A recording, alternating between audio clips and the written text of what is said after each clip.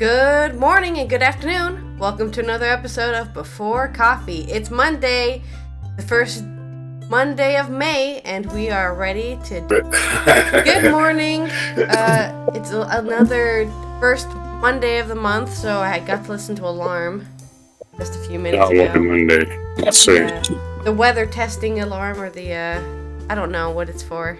Because they don't have hurricanes here, so I'm assuming it's for other, maybe floods. Flood alarm. Yeah, probably. It's May Day. Maybe it's the communists celebrating. It's May Day?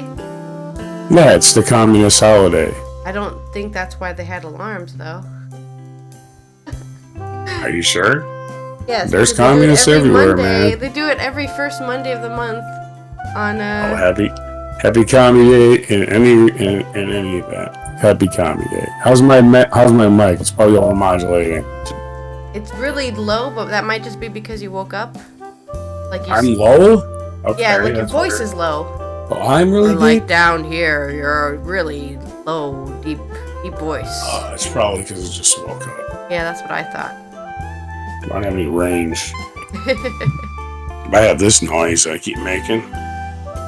Ready? I have 3 stories. You gotta look into the other room. The sun is up. Okay. Let me scoot over 5 inches. Cover my glare. Glare my cover. I'm ready. Got it. Yeah. Today on Before Coffee, Ukraine ammunition depot reportedly hit in wave of Russian missile attacks. Flood concerns rise as Mississippi River crests in Iowa City. Liverpool's plans on huge Eurovision Sing-A-Long in solidarity with Ukraine. Willie Nelson inhales the love at 90th birthday concert. Vanishing like glaciers, plunging birth rate threatens Italian schools. And long live the White House Correspondence Dinner. That and more on the May Day, May 1st, 2023 edition of Before Coffee.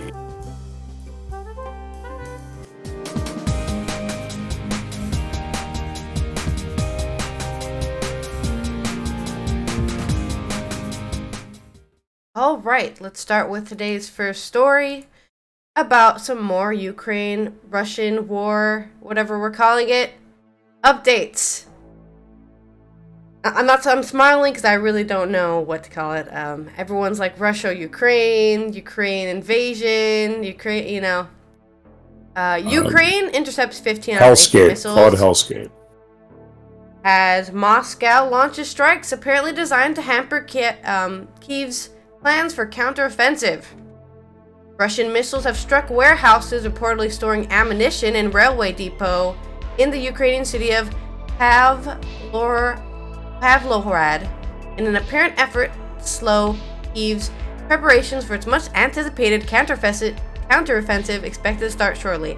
They're hyping up this counteroffensive so much, I'm almost worried it's not actually going to happen. They're just going to be like, they're going to keep on saying anticipated counteroffensive until the winter at this point,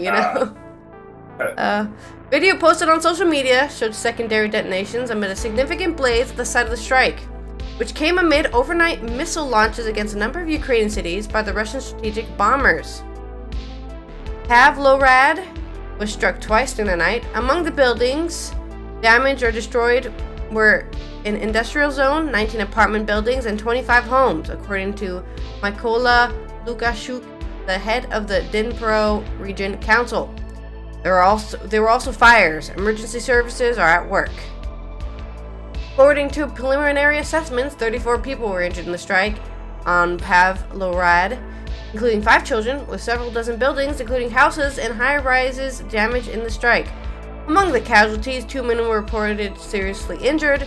According to some Ukrainian sources, one location hit was a plant that produced solid fuel for Soviet-era rocket motors and had a number of expired solid fuel motors awaiting decommission, although that claim could not be immediately verified. The site of the fire in Pavlograd suggests Russia may have hit an important arms depot and comes after Ukrainians' recent attack on an oil storage facility in Sevastopol, Crimea. Ukrainian military reported that the air defense crews had destroyed 15 out of 18 missiles launched by the Russian forces in the early hours of Monday morning, with air raid sirens and air defense batteries audible in Kyiv and across the country.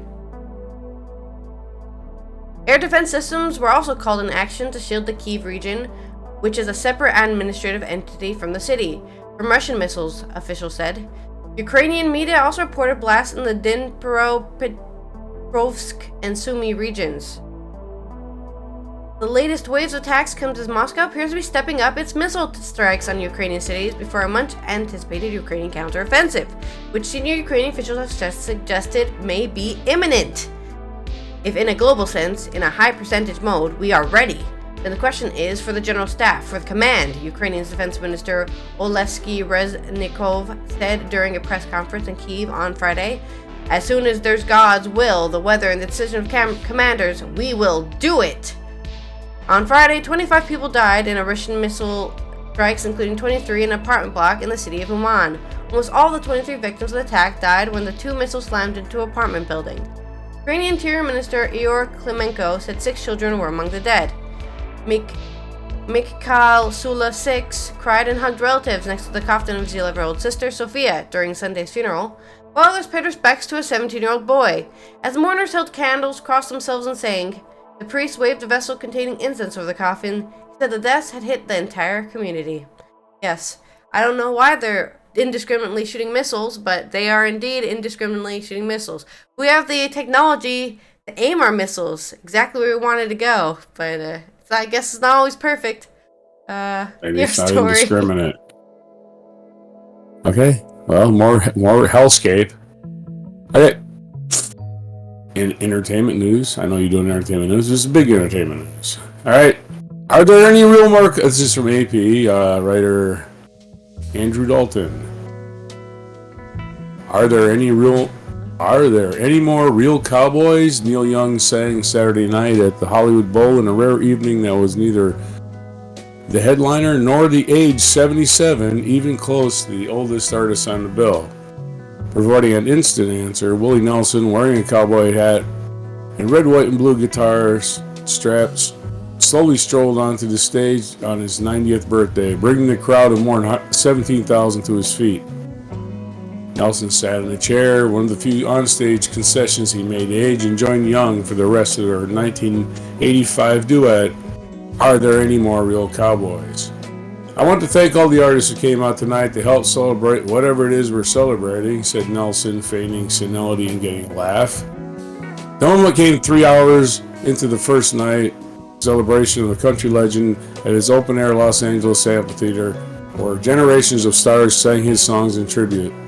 As a kid growing up in Texas, it seemed like there was nothing bigger than Willie Nelson, said Owen Wilson, one of the evening's MCs, along with Helen Mirren, Ethan Hawke, and Jennifer Garner. And looking out at the Hollywood Bowl tonight, it still feels like there's nothing bigger than Willie Nelson.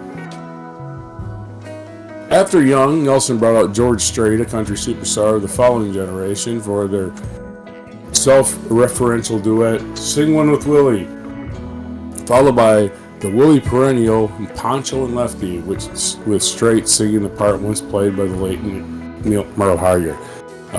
Poncho and Lefty is, of course, a Towns of Van Sant song.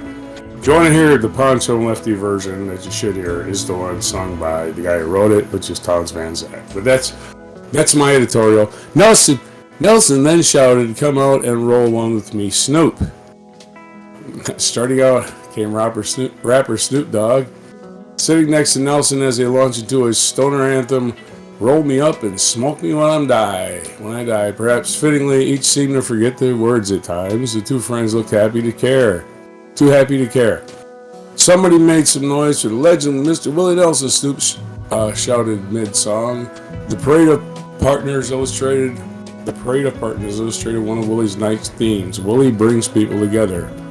All of a sudden, it didn't matter if you were a hillbilly or a hippie. Everyone was Willie Nelson fan. Wilson said of Nelson's late blooming emergence as a singing superstar when he left Nashville, Tennessee, and returned to his native Texas in the 1970s.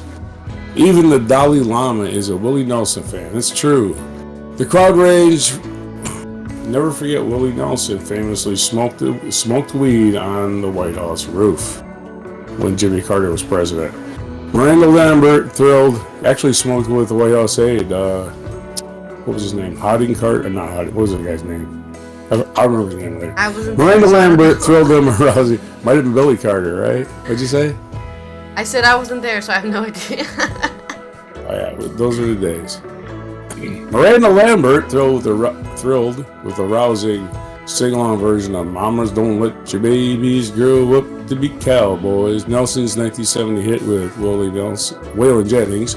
The Chicks blazed through 1970's Bloody Mary Morning at the same breakneck pace that Willie and his family played it live in their prime. Nelson has outlived nearly every member of that band, which backed him for decades, with constant touring and recording. His little sister, I think it's his older sister, but go ahead. His sister and piano player Bobby Nelson died last year. She got her own tribute from Norah Jones, who banged out the keys through the younger Nelson's saloon-style solo song, Down Yonder, and Willie Nelson's definitive 1975 album, Red-Headed Stranger. We might have missed it, but it was before we started the show, but Bobby Nelson, who is Willie Nelson's sister, died last year, who was his piano player forever. Yeah. The whole time he was ever Willie Nelson. His sister was playing piano. She played until her 90s. I'm pretty sure she was older, but I could be wrong. Chris Stapleton kept his guitar at his side through a soft, reflective rendition of Always on My Mind, Nelson's biggest solo hit of the 1980s. Nelson's son Lucas, who is Lucas Nelson and Promise of the Real, his own band for years now. Angel Flying Too Close to the Ground, along with his acoustic guitar, his voice a dead ringer for his dad's. Another surviving member of the family band, harmonica master Mickey Raphael, was part of the Weekend's house band led by Don Was, which backed almost everyone. Nelson also lived most of his classic collaborators, but an essential one is 86-year-old Highwayman bandmate Kris Kristofferson made it to the stage to join Roseanne Cash, the daughter of another Highwayman, Johnny Cash. Roseanne Cash was singing Nelson's "Loving Her Was Easy," and anything I'll ever do again was when Kristofferson, who wrote the song, came out and harmonized with her on the choruses. And we can't give their entire review word for word, that would be plagiarism, but it was clearly intended at the end.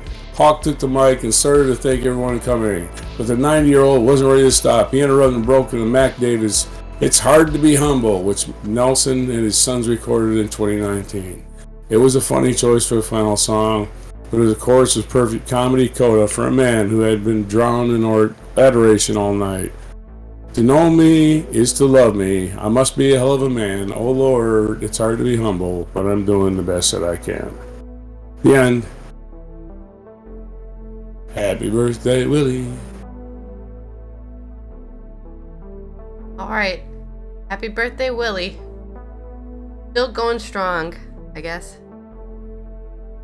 In more Ukrainian news, Liverpool plans huge Eurovision Sing-A-Long in solidarity with Ukraine. Project Hope's Beatle Classic will unite the world and show victims of the conflict that they'll never walk alone. An ambitious campaign to create the world's biggest sing-along as an expression of solidarity with Ukraine during the Eurovision Song Contest is gaining momentum. The Help Ukraine Song Project is aiming to unite the world through music by getting many people as possible to sing the Beatles with a little help from my friends at noon on Saturday, 13th of May. So keep that in mind. Just sing it all day. Anyone, whether choirs or professional musicians or members of the public, can also film themselves performing the song and upload it to social media. The project is in the spirit of clapping for the NHS during the pandemic.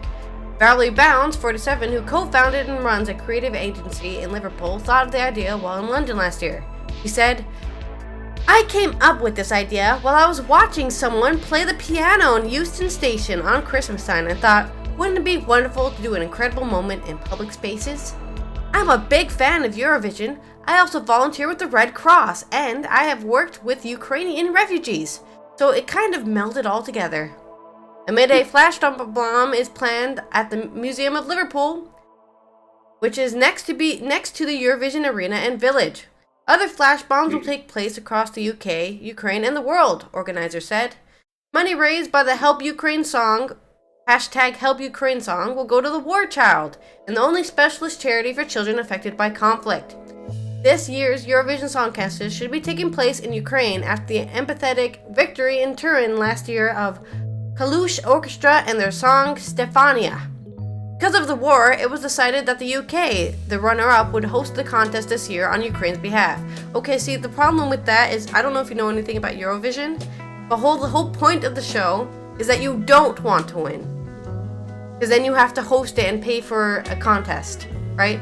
And then you have to put in your budget, in your yearly budget, you have to go, oh yeah, we have to do this stupid contest. You know? So the whole point of the Eurovision contest originally was being campy as possible, being the worst performers you've ever seen, and that's why people liked watching it, because they were like, look at these people being ridiculous, trying to win a singing competition, it's hilarious. And now people are actually taking it seriously, and it's making me really confused as a non-European who thought the whole point of it was to not win, and now everyone's like, yeah, let's win! Woo! You know? This is what happens when you kill irony. Yeah, nobody knows definitely. There's no humor anymore. There's no such thing as irony. So yeah, it's literally supposed to be the best singers in the world. Yeah. Yeah. Wait a minute, you guys aren't perfect. What the hell? Okay, do it. We're doing entertainment news, so wait too much. Okay.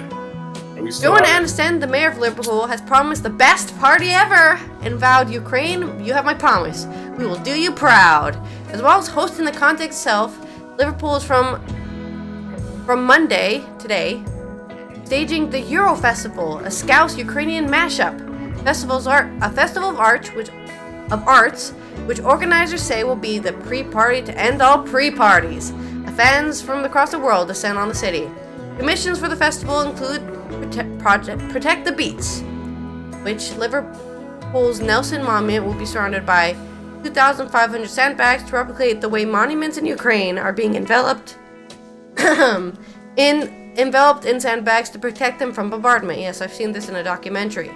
Inside the structure, there will be screens showing the documentary on the importance of music in Ukraine, including soldiers singing the front line and late-night raves in Kyiv's metro stations. One of the most ambitious projects is Soloveiko Songbird, a trail of large lit-up nightingale sculptures across the city, a nod to the nightingales being Ukraine's national bird. The Sing-A-Long is happening in partnership with President Zelensky's United 24 fundraising platform, Ukraine's Ministry of Culture, and War Child. Bound said he had been told directly by Ukrainians how music and singing is integral to their culture, so this is the perfect way to express support. He added, we're getting all kinds of people now taking part. Most of the choirs that we talk to all across the country are community, inclusive choirs that include Ukrainians. It's about seeing the integration and connection. I feel like it will continue beyond 13th of May, because we're getting such a huge momentum. Bound stressed that those interested can contribute to the campaign in whatever way they like. We don't care how they do the song, that's really important. This is about including everyone. We would love to see people singing it or just breaking into song a cappella. Alright, so I hope to see. Oh wait, what is the 13th of May? It's a Saturday, so you won't be seeing Before Coffee's rendition of the song unless you do it on Friday and then you just see it early. We can sing with a little help from your friends. I can start singing it now. We can do that. No, exactly. I know that song. Yeah, and of course, the key line is, what would you do if I sang out of key? Would you walk out of the room? Yeah, that. What do you They will walk out of the room. They will just click. Close. Okay. All right. So, and more entertainment. Yeah, the the White House Correspondence Dinner. Nothing can kill the White House Correspondence Dinner. The White House Correspondence, this is partially from a Vulture article by Jen Chaney, but I'm going to cut it short because I don't. The White House Correspondence Dinner can't die. It's a cockroach in the room from Rent the Runway, elbowing people out of the way to get a selfie with Billy Eicher even Eichner, even though it's never seen difficult people. I haven't either. So I don't get the reference. It is Tithonus Greek, the Greek god of immortality, wearing a bow tie and trying to finagle its way. It's this writer trying to attempt to write metaphors that other people understand, and missing. It was Michael Myers in a Halloween movie. Okay, that's better. The thing you can't kill. Got it. You can't destroy the meaning of LA media and political elite that primarily only certain people from DC, LA, and New York care about. As the performances by President Joe Biden and this year's Correspondence Dinner host Roy Wood Jr. argued last night, we shouldn't want to destroy it either. In keeping with tradition, both the president and invited comedian made speeches that concluded an evening reserved, in theory, for honoring the work of journalists and young people who aspire to join the field. While both men certainly threw some comedic darts, dipped in sign at it several expected targets, Tucker Carlson, Trump, Chinese spy balloons. They also devoted good chunks of their remarks to the significance of people able to hold a public event where jokes can be made about powerful people while powerful people sit there and take it. We are here to send a message to the country and quite frankly to the world that the free press is a pillar, maybe the pillar of a free society, not the enemy, Biden said in the beginning of his speech, referring to himself, First Lady Joe Biden, Vice President Kamala Harris, Second Gentleman Douglas Emhoff, all of whom were in attendance. Biden being Biden, he hit all the hallmarks of classic Biden speech. He referred to the empty chairs at the kitchen tables, using the word folks at least once, and closed by emphasizing how we can all restore the soul of the nation. But he also connected the dots between maintaining a functioning democracy and hosting events like this one, where people, theoretically, feel empowered to throw some punches at the ruling class. You make it possible for ordinary citizens to question authority and, yes, even to laugh at authority, the fear of intimidation. He told a room full of lawmakers, that's what makes this nation strong. Biden got a few blows at the expense of others as well as himself.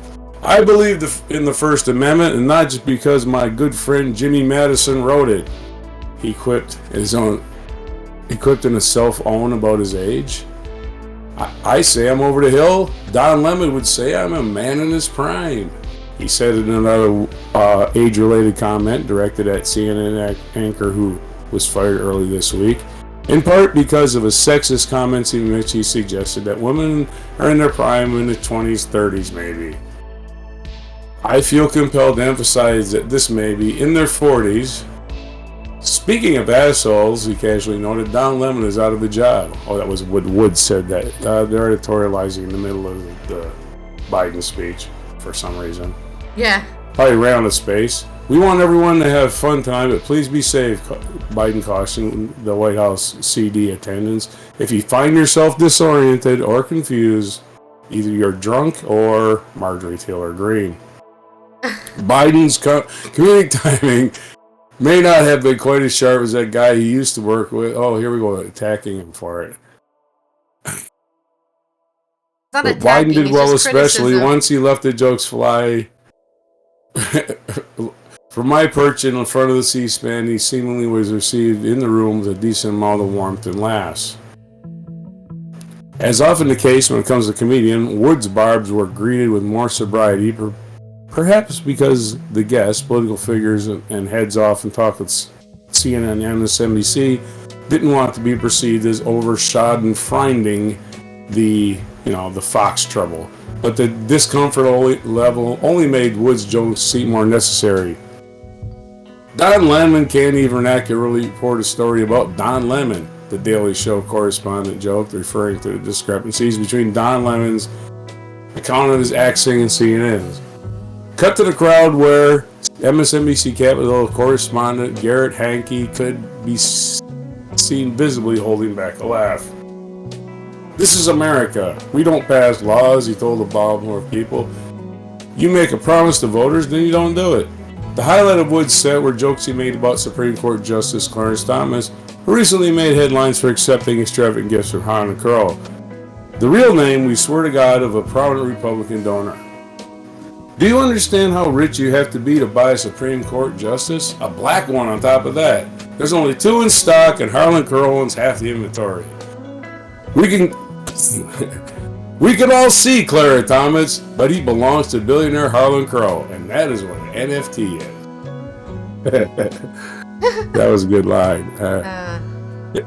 If Wood made some members of the media squirm, he won them over at the end of the speech by referring to the same theme Biden emphasized: the importance of maintaining a free press in a landscape where journalists are getting laid off left and right. You never hear about the multimillionaire executives reducing their salaries, he noted in a comment about all the reporters who have recently lost their jobs. That probably would go to a standing ovation if everyone in the room hadn't been so concerned at offending any potential multi-billionaire executives who had just finished their desserts.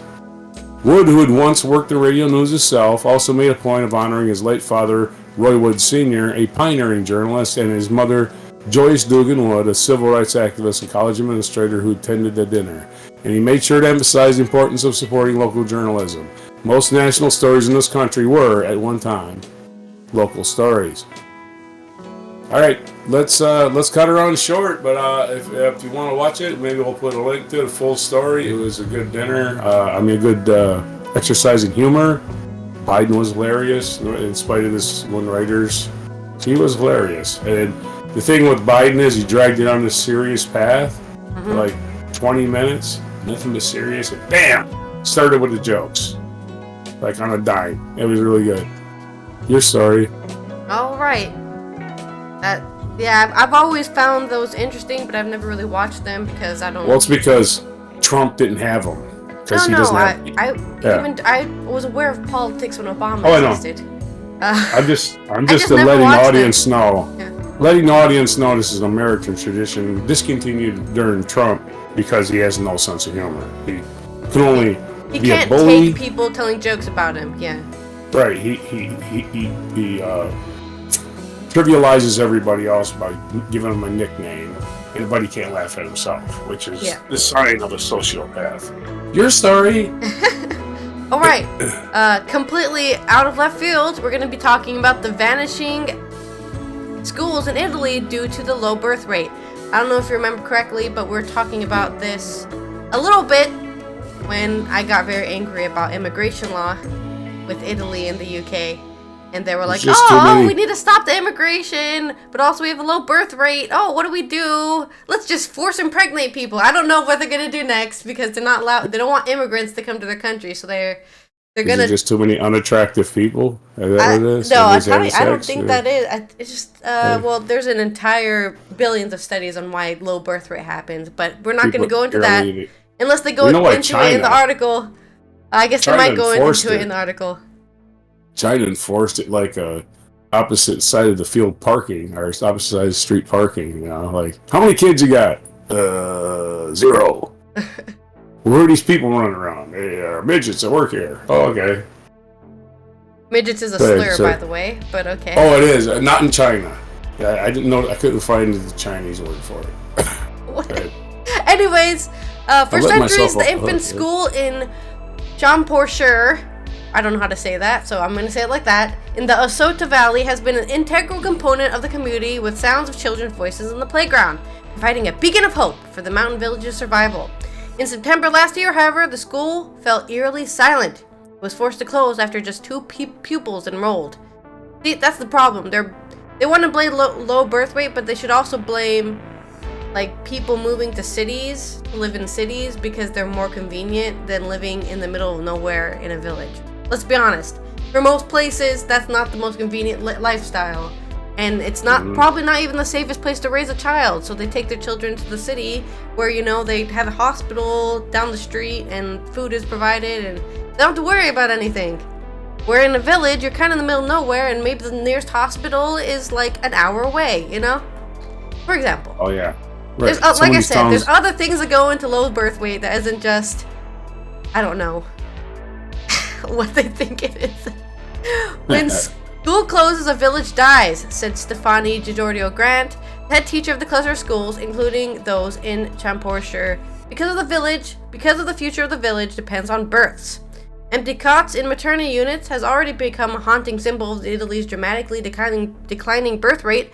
The number of births reached a historic low at 393,000 in 2022. Now classrooms are emptying across the country as the demographic crisis moves up the age brackets. According to data from Tutoscula, a news outlet that specializes in education, Italy's infant schools lost 456,408 enrollments. So almost 500k enrollments, equal to almost 30% of pupils over the last decade. And if it fails in the birth rate, if a fall in the birth rate continues at the current annual pace, government figures forecast 1.4 million fewer students aged between 3 and 18 by 2034, and the closure of many schools. The number of newborns in Italy has been in steady decline since the 2008 financial crisis. Maybe that's another key as to why the birth rate has fallen. It's probably just a coincidence that we're constantly in financial crises every 5 years. Maybe that's why. I don't know. Well, it's a mystery. Yeah. As a millennial, I'm just saying there's a reason a lot of us are not having children, and one of them is definitely the economy. That is definitely a big reason why none of us are having children. Like, in this economy, you want me to spend upwards of $1 million? I think somebody did a study and they were like, this is the average amount of money it costs to raise somebody from 1 to 18, right? And it was a lot of money, and everyone's like, nah, I'm not spending that. Well, you go ahead. Sorry, I was in. Yeah, that's okay. With an average number of children for each woman standing at 1.24 as of 2020, among the lowest fertility rates in the EU. At the same time, the population is rapidly aging. The number of centurions in Italy has tripled over the last 20 years to 22,000, placing even more pressure on government finances.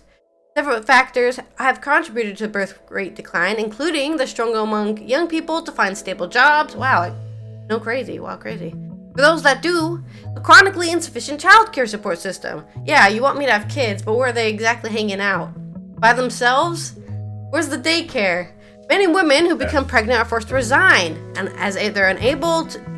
I don't think they're unable to juggle work and family life. I think the argument here is they're not allowed to juggle work and family life, right?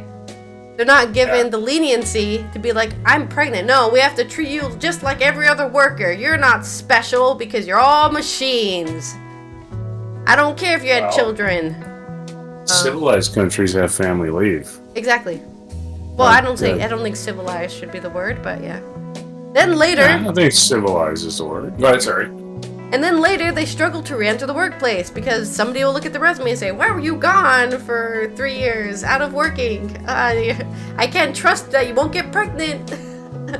But we want people to work for us, but we don't want anybody to work for us in the future, is what you're saying. You guys come with a lot of options. Yeah. Some were even sacked when they fall pregnant. Others are simply choosing not to have children. A major factor, however, is the decline of the number of women in the reproductive age. The economic issues and lack of welfare support influences the birth rate, but a long-term trend is that there are fewer women to have children. The Giorgia Sirigetta, a sociologist of the University of Milan, Bicocca. The model of parenthood has also changed. Care standards have gone up, so there's a big focus on the investment needed to raise a child, and also fear of exposing your child to an uncertain future. Yes, another reason Gen Z and millennials are not having children is there even going to be a planet for the children when they grow up? We don't know! Successive governments over the last decade have offered various financial incentives to encourage people to start a family, the most recent being a scheme introduced by the government of the former Prime Minister Mario Draghi, which provides families with a monthly payment of between €50 to €175 for every newborn up until the age of 21. Wow, not even 18, but 21. 3 extra years.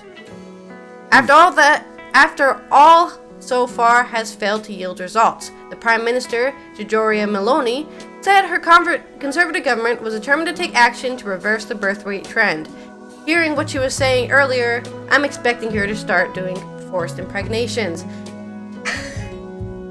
That's just my opinion, okay? Not real fact. Handmaid's Tale being is on its sarcastic. way. Although foreigners substantially contribute to Italy's income and to its school population, solving the birth rate issue with immigration is a sore point for Meloni's government because she's a fascist. I don't know. Like, Isn't ethnic she replacement Mussolini's? is not something that we're risking. Italians are having fewer children, so we're replacing it with someone else. That's not the way forward. Not ethnic replacement. Oh, you're right. This is how fascism starts. Her government has also Yeah. hinted at encouraging people to have children by exempting them from paying income tax.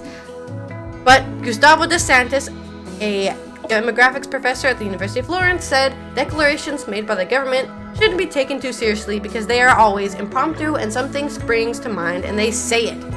Besides, good policies to support reproduction require a huge amount of money that Italy does not have. Meanwhile, the government grapples for solutions. Regional education boards are trying to come up with ways to counter shrinking class sizes, such as combining age groups, to keep a school open for as long as possible so that communities don't completely vanish. In Aosta Valley, a semi-autonomous region, other schools are at risk of succumbing to a similar fate to the one in Champshire this year, including the infant school in the nearby town of Chatillon. Chatillon. In Aosta, it's not a problem of money, as we can keep an infant school open even if there are only 3 pupils. Such a number would be unthinkable elsewhere in Italy, says Luciano Emolio Caveri, a regional counselor. The problem is simply that people are not having babies anymore. Yeah, and that's what happens when you create an entire global society that is built on using people like property. At some point, people are like, you know what? I don't want this for my children, so I'm not going to make any. The constant workers' struggle. Yeah, exactly. Fittingly on May Day, which is the workers' holiday. Yeah. And again, we have our Wheel of Dystopia. I mean, we got to make one. We have this one that we have 2 choices. We have Soylent Green, if you remember that one, because didn't you say there was too many old people that they got to feed? Yeah. So they're over 100. They're not going to work. Turn them into crackers. So another dystopia you covered was Handmaid's Tale, right? Did you cover any other ones? Was there one with children killing each other over a trophy or something? I don't think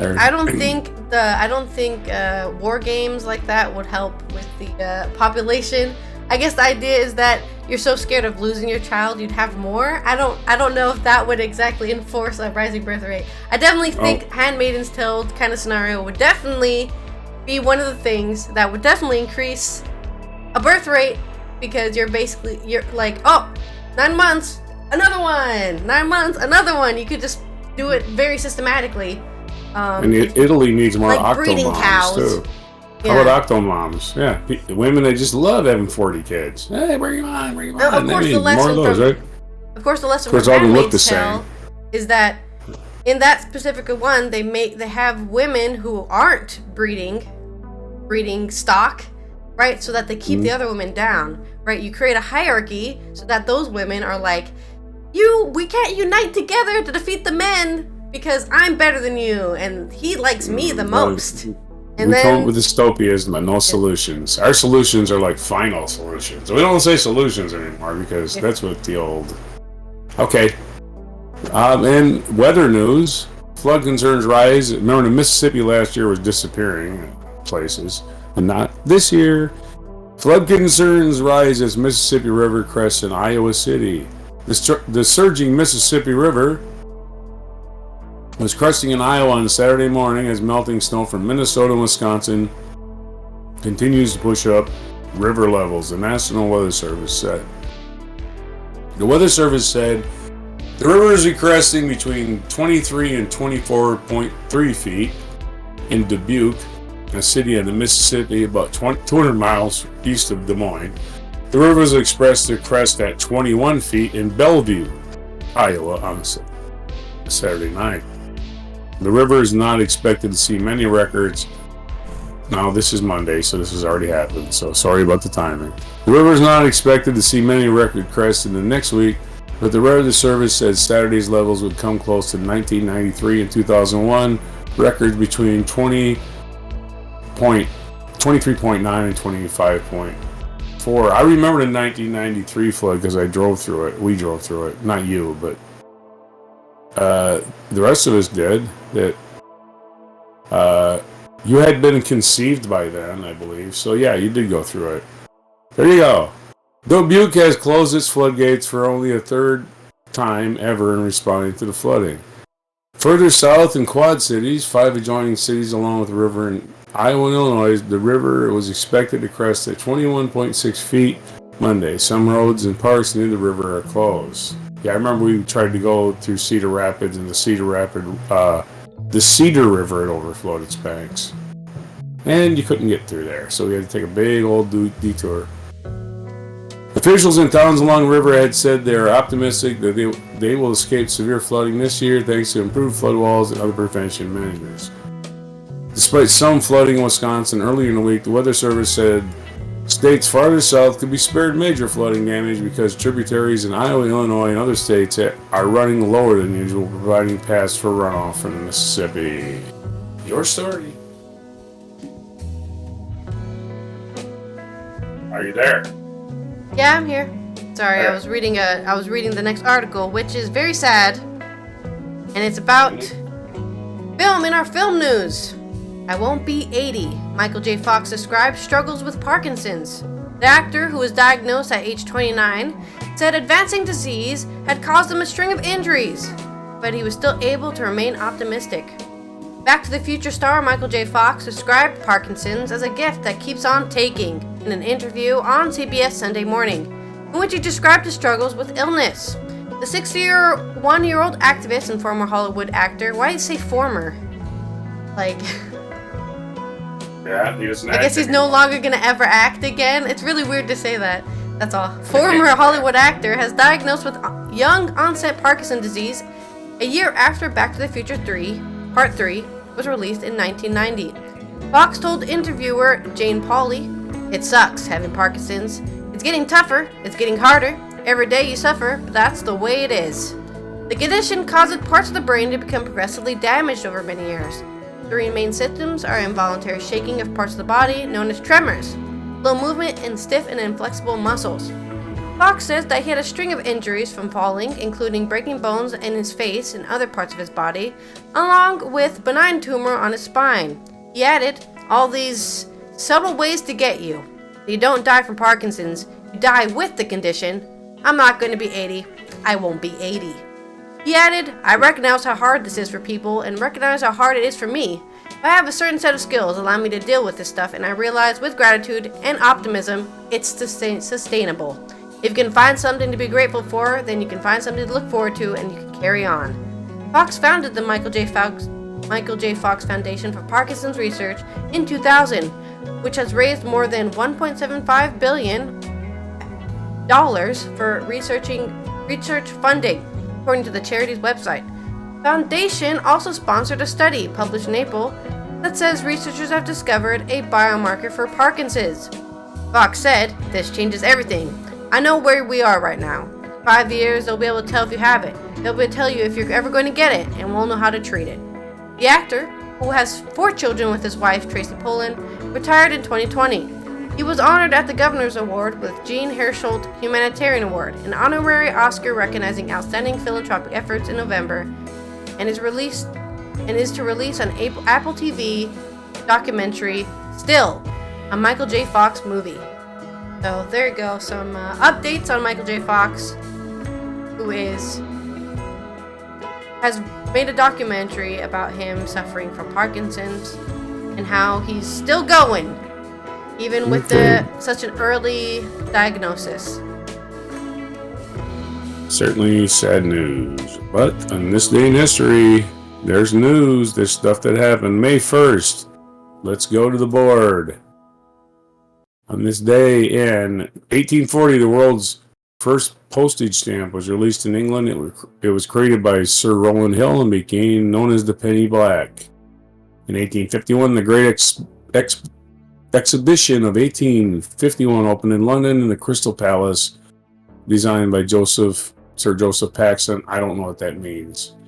In 1866, the Memphis race riot began as members of the city's white majority attacked black residents, 46 of whom were killed. The unprovoked violence helped to win the passage of 14th Amendment. Please, appreciate the fact that you have a 14th Amendment.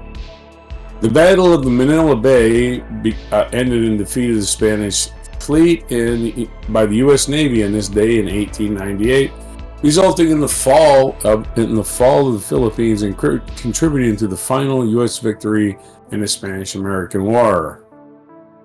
In 1909, American Kate Smith, known as the First Lady of Radio and known for singing God Bless America over and over and over again, was born in 1909. In 1924, iodized salt first went on sale. Available at grocery stores in Michigan, the state was then part of a region known as the Guthrie Belt, which refers to enlargement of the thyroid gland due to iodine deficiency. In 1931, the Empire State Building officially opened.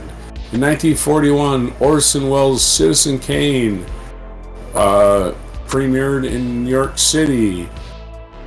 In 1960, while on a reconnaissance flight deep inside the Soviet Union, a U.S. U-2 warplane was shot down and its pilot, Francis Gary Powers, who worked for the CIA, was taken prisoner. The resulting confrontation between the United States and Soviet Union became known as the U-2 incident. And then, speaking of a generation that didn't want to have kids, that was the Cold War generation who didn't want to have kids. They were the ones who were typically the baby boomers, what you call baby boomers nowadays. They were the first ones that didn't want to have kids. The first major airplane hijacking within the United States occurred in this day in 1961 when a man forced a commercial airliner en route from Miami to detour to Cuba.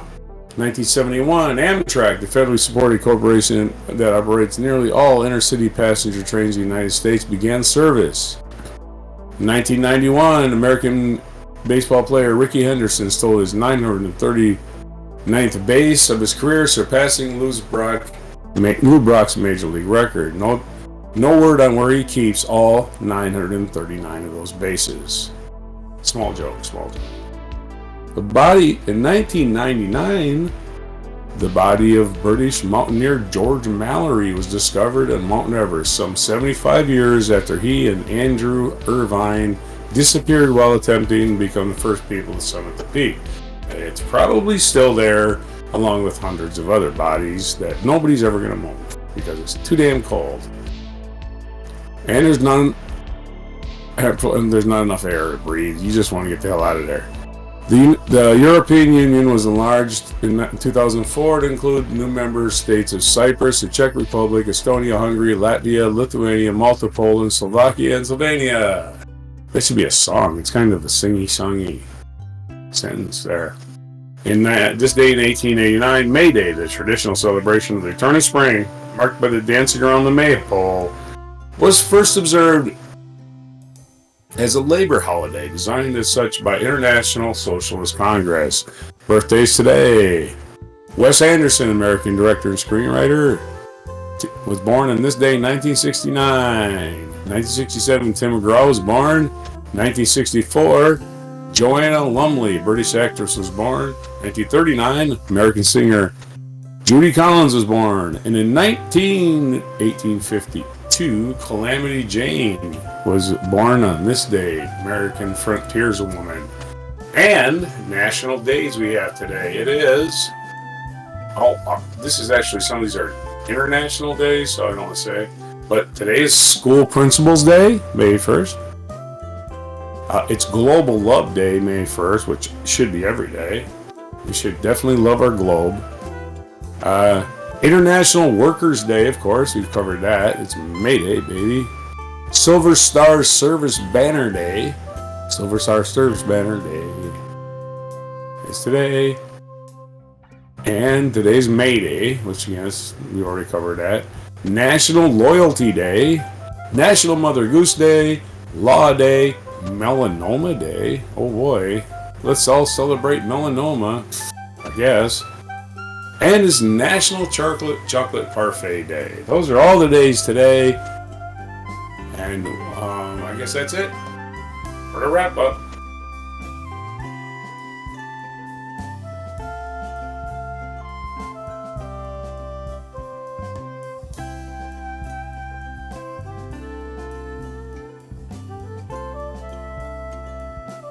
Yes. We'll just remind. We can remember.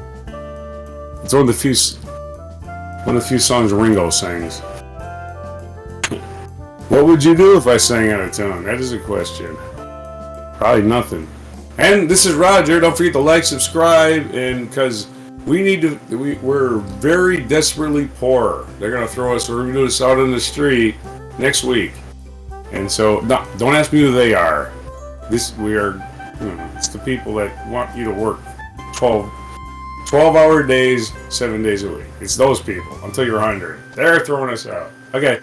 And have a happy May Day on May 1st, 2023 edition of Before Coffee.